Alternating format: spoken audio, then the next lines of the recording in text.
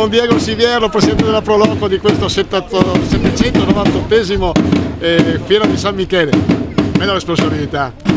Sì, però è veramente emozionante ed è un onore essere presidente di una Proloco così attiva e grazie veramente di cuore a tutti i volontari, che sono tantissimi, che stanno lavorando veramente da tanto tempo, che stanno facendo grandi queste cose. Grazie. Abbiamo visto un sacco di figuranti che sono di Loreo poi. Assolutamente sì.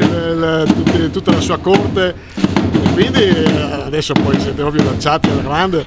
Sì, veramente è stata una sfida. 2 anni fa siamo partiti così con il primo corteo storico, avevamo preso dei vestiti, noleggiando dei vestiti, e invece da quest'anno sono proprio di Loreo, della Proloco di Loreo, grazie al lavoro immane di tutte le persone delle Sarte e di tutti i volontari che hanno lavorato per costruire questi grandi vestiti. Ecco, Loreo è una cittadina di 3.000 abitanti, c'ha 3-4 fiere che sono straordinarie. Fiera del Pane, questa fiera e tante altre manifestazioni. Come fate?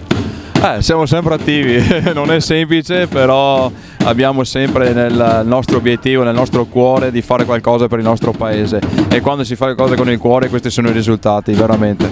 Grande Presidente, grazie. Grazie a voi, grazie Leandro, grazie.